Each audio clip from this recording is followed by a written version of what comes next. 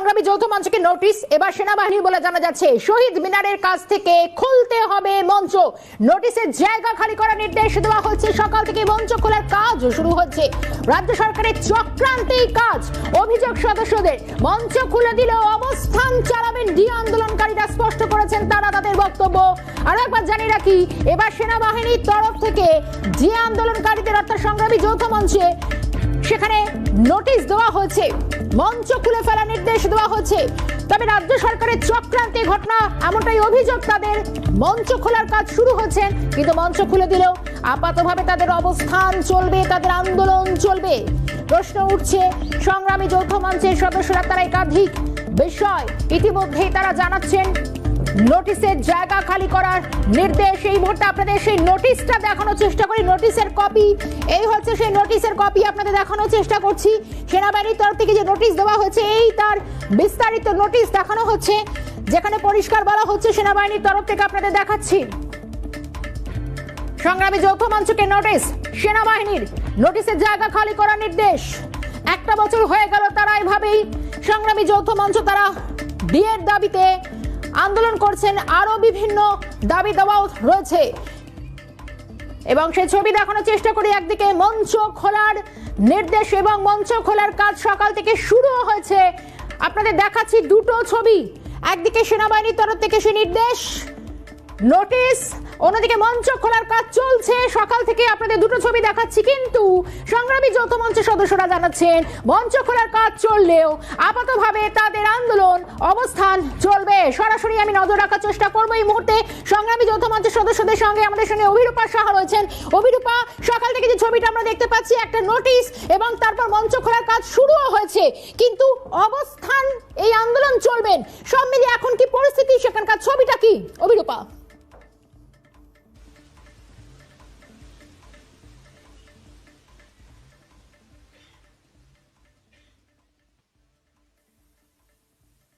দেখো, আন্দোলন অবস্থানে অনড় রয়েছেন সংগ্রামী যৌথ মঞ্চের সদস্যরা। সেনাবাহিনীর নোটিশ গতকালকেই দেওয়া হয়েছে, পৌঁছেছে তাদের হাতে এবং সকাল থেকেই তোমাকে দেখাবো ইতিমধ্যেই মঞ্চ খোলার কাজও চলছে। মানে এই আধখোলা মঞ্চের নিচেই এখনো পর্যন্ত বসে রয়েছেন সংগ্রামী যৌথ মঞ্চের সদস্যরা এবং ভবিষ্যতে তাদের অবস্থান কি হবে সেটা হয়তো আরো কিছু সময় পরে স্পষ্ট হবে। কিন্তু এই মঞ্চ খোলার বিষয় এবং সেনাবাহিনীর যে নোটিশ, এই দুই বিষয় নিয়ে কি বলছেন তারা একবার জানার চেষ্টা করবো। ভাস্কর ঘোষ রয়েছেন। ভাস্কর দা, গতকালকেই আপনারা নোটিশ হাতে পেয়েছেন, এবার মঞ্চ খোলা হচ্ছে, এই পুরো বিষয়টার মধ্যে কি দেখতে পাচ্ছেন বলুন তো? বকলমে যেটা দেখতে পাওয়ার সেটা হচ্ছে যে রাজ্যের মুখ্যমন্ত্রী, যার অনুপ্রেরণায় ছাড়া এখানে ধরুন গাছের পাতাও নড়ে না। কোথাও পায়খানা বাথরুমে আপনি ঢুকতে যাবেন, দেখবেন অনুপ্রেরণাদাত্রী তিনি দাঁড়িয়ে আছেন, অনুপ্রেরণা দিয়েছেন তবে পায়খানা বাথরুমটা হয়েছে। এবার আপনি প্রাতকৃত্য করতে গেলেও তার অনুপ্রেরণা লাগে। সেখানে মিলিটারি হঠাৎ করে এই কাজটা করলো, কারণ উনি ওখানে বসেছিলেন, উনি ভেবেছিলেন যে পুরো ইয়েটা নিয়ে যাবেন। ওনাকে সেখানে সাংবাদিকরা আপনারা প্রশ্ন করেছেন যে ওখানে তার সংগ্রামী যৌথ মঞ্চের নেতৃত্বে কর্মচারীরা ধর্ণা দিচ্ছেন, উনি উত্তর দিতে পারেননি মানে সেভাবে। তাই এই থেকে ওনার লেগেছে যে ভোটের মুখে যদি এরা বসে থাকে তাহলে আমার আরও ক্ষতি হবে। পঞ্চায়েত ভোটের সময় এমনিতে ক্ষতি হয়েছে, তারপরে ধরুন গতকালকে আমরা চিঠি লিখেছিলাম নির্বাচন কমিশনকে, সেখানে নির্বাচন কমিশন জানিয়েছে পশ্চিমবঙ্গের সমস্ত বুথে কেন্দ্রীয় বাহিনী থাকবে। আমরা এরপরে দাবি করছি যে প্রত্যেকটা বুথে বুথে যেন ওয়েব ক্যামের ব্যবস্থা থাকে। যে মানে সেনাবাহিনী আপনাদেরকে নোটিশে কি জানালো, কেন, মানে কারণ কি দর্শানো হচ্ছে? ওই কারণটাই তো বলছি যে এই চাপটা উনি নিতে না পেরে উনি চেষ্টা করেছেন যাতে সেনাবাহিনীকে দিয়ে এখানটা থেকে তুলে দেওয়া যায়, কিন্তু উনি বুঝতে পারছেন না যে যারা এখানে অবস্থান করছেন রাজ্যের কর্মচারী শিক্ষকরা, আজ 2 বছর আগেকার কর্মচারী শিক্ষক নেই এখানে। আমরা ফাঁকা মাঠে অনশন অবস্থান চলবে তাও ঠিক আছে, কিন্তু জায়গা ছেড়ে যাচ্ছি না। উনি মাথা খুলে দেওয়া চাপ দিয়ে করান, আর আদালত আছে, ভবিষ্যতে যাওয়া হবে। কারণ কি দর্শাচ্ছে সেনাবাহিনী, কি বলেছে যে আমরা নাকি জায়গাটাকে নোংরা করে রেখেছি, অথচ এখানে যারা আসে তারা জানেন যে আমরা আসার পরে শহীদ মিনার ময়দান পরিষ্কার হয়েছে, সন্ধ্যেবেলা থেকে যে অসামাজিক কাজকর্ম এখানে হতো সেই সমস্ত কিছু বন্ধ হয়েছে এখানে। তারপরে বলেছেন যে আমরা বিগত 9 মাস ধরে নাকি কোনো অনুমতি নিইনি। তারপরে আবার লিখছেন ভবিষ্যতে আপনাদেরকে অনুমতি দেওয়া হবে কেন সেটা জানান। তোমরা যদি অনুমতি না দিলে, মিলিটারি যদি অনুমতি না দিল, তাহলে 9 মাস ধরে কেন কিছু করলো না? ভবিষ্যতে অনুমতি দেওয়ার প্রশ্নই বা আসছে কি করে? একদম একটা কথা বলবো, মানে আদালতের নির্দেশে আপনারা বসেছিলেন, অন্যদিকে সেনাবাহিনী মঞ্চ খুলে দিতে বলছে, ভবিষ্যতে কি হবে, মানে কোন দিকে এগোবে সংগ্রামী যৌথ মঞ্চ? ভবিষ্যতে আমরা তো এখানে লড়াই শুরু করেছি, এখানেই আমরা অবস্থানে থাকবো। যতক্ষণ না বিজয়ী তিলক আমরা কপালে নিচ্ছি ততক্ষণ আমরা এই মঞ্চ ছাড়ার কোনো প্রশ্নই নেই। আসলে মাননীয়া ভয় পেয়েছেন, ভয় পেয়ে একটা ষড়যন্ত্র করেছেন যে কিভাবে এই মঞ্চটা তুলে দেওয়া যায়। এটা কি লোকসভা ভোটের আগে একটা মানে একটা পরিকল্পিত এজেন্ডা বলে মনে হয়? একদমই পরিকল্পিত এজেন্ডা। উনি দেখছেন যে এটা আমার গলার কাঁটা হয়েছে, যদি কর্মচারীরা বসে থাকে সারা ভারতবর্ষে এর প্রভাব পড়ছে, এবং ওনার রাজ্যের যে মুখ কালিমালিপ্ত হচ্ছে সেটা উনি বুঝতে পেরেছেন, তাই জোর করে একটা চক্রান্ত করেই মঞ্চ খুলে দিতে চাইছেন। কিন্তু উনি জানেন না যে কর্মচারীরা জেদটা কতটা।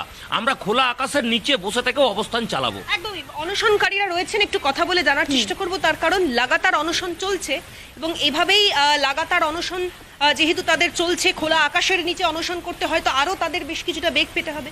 একটু কথা বলছি, ইতিমধ্যেই তুমি দেখতে পাচ্ছ বেশ কিছু প্রাইমারি যে সমস্ত ট্রিটমেন্ট মানে সুগার, প্রেশার, সেগুলো ঠিকঠাক রয়েছে কিনা সেগুলো দেখা হচ্ছে।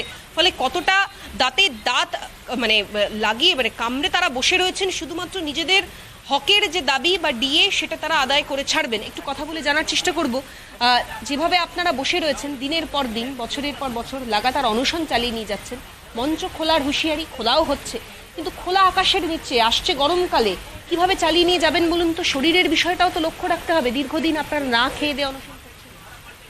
দেখুন, যদি আন্দোলনটা শুধু ডিএর জন্য হতো তাহলে হয়তো আমরা এত দূর অবধি যেতাম না। এই আন্দোলনটা পশ্চিমবঙ্গবাসীর জন্য, পশ্চিমবঙ্গকে অন্ধকার থেকে দূর করার জন্য, আর এই মানবিক মুখোশধারী মমতা ব্যানার্জির মুখের থেকে এই মুখোশটা খুলে দেওয়ার জন্য। তো তার জন্যে শীত, গ্রীষ্ম, বর্ষা আমরা এমনিতেই আজকে 1 বছরের উপরে ধরে এখানে অবস্থান করছি। আজকে 16 দিন ধরে আমরা অনশন করছি। মুখ্যমন্ত্রীর বা সরকারের একটি ডাক্তার পাঠানোরও প্রয়োজন মনে করেনি, তো উনি তো চাইছেনই আমাদেরকে মেরে দিতে। তো ব্যাস, তাতে বরং এতে আমাদের খুব ভালো হলো, আমাদের যে 16 দিন ধরে তিল তিল করে মৃত্যুটা আসছিল সেটা একবারে তাড়াতাড়ি আসবে। এটার জন্য কথা বলবো, এইটা কি করছিলেন মানে আপনারা এটা কি টেস্ট করতে দেখছেন? ওনারা যেহেতু অনশন করছে, তার অনশন করলে জানেন ভালো করে যে বডির প্যারামিটার্স অনেক কিছু চেঞ্জেস হয়, তার জন্যই হচ্ছে ওনাদের বিপি চেক করা হচ্ছে, সুগার চেক করা হচ্ছে। এমনিতে সরকারিভাবে আমাদের কাছে কিন্তু কোনো ধরনের কোনো মেডিকেল টিম এখনো অবধি আসেনি। আমি যেহেতু নিজে একজন সরকারি নার্সিং স্টাফ, সেই জন্য এটা আমার মনে হলো যে আমার এদের জন্য করাটা দরকার, সেই জন্য এই সমস্ত কিছু কিন্তু আমার নিজস্ব সেটা দরকার। যদি মাননীয় বলে যে না আমরা পাঠিয়েছি, তার জন্য আমি বলে দিতে পারি এগুলো সব কিছুর আলাদা করে বিল আছে। ওনার যদি কোনো ধরনের কোনো সন্দেহ থাকে তাহলে কিন্তু আমরা এই বিলগুলোও দেখাতে পারবো। কেননা ওনারা অনশন করছে আমাদের বঞ্চনার বিরুদ্ধে। বঞ্চনাটা পাহাড় প্রমাণ হয়ে গেছে। এখন আমাদের পিঠ একদম, কিন্তু আমরা এতদিন কিন্তু ওনারই মুখ দেখে বসেছিলাম, কিন্তু যখন দেখলাম যে আমাদের প্রথম দফার 44 দিনের অনশনের পরেও যখন টনক উঠল না, তখন আমরা কিন্তু আবার দ্বিতীয় দফার আজকে 16তম দিনে পড়েছে অনশন। তারপরে আগের বারের অনশনেও কোনো মেডিকেল টিম পাঠায়নি, এইবারের অনশনেও এখনো অবধি কোনো মেডিকেল টিম পাঠায়নি, কোনো ধরনের কোনো সহায়তা পাঠায়নি, নট ইভেন অ্যাম্বুলেন্স। আমাদের অ্যাম্বুলেন্স দরকার লাগলে আমাদেরকে হচ্ছে ফোন করতে হচ্ছে বিভিন্ন জায়গায়, তারপরে হচ্ছে সেই অ্যাম্বুলেন্স আসতে প্রায় 1 ঘন্টার মতন লাগিয়ে দিচ্ছে। আমি আরো একজন সহযোগিতা মানে চরম অসহযোগিতা করছে এই সরকার। আমি আরো একজন অনশনকারীর সঙ্গে কথা বলবো। দাদা, 357 ঘন্টা ধরে আপনারা লাগাতার অনশন চালাচ্ছেন, আপনার টেস্ট হচ্ছিল বেশ কিছু দেখলাম, মানে কিছু কষ্ট হচ্ছে, শারীরিক একটা অসুবিধা তো হচ্ছে, তার সত্ত্বেও কেন এখনো পর্যন্ত আপনাদের দাবিটা? দেখুন, টেস্ট তো হচ্ছে, আমাদের প্রেসারের মেনলি প্রেসার বাড়া কমা হচ্ছে, মাথা ঘুরছে, তার সঙ্গে সঙ্গে আরো কিছু শারীরিক কষ্ট তো রয়ে গেছে।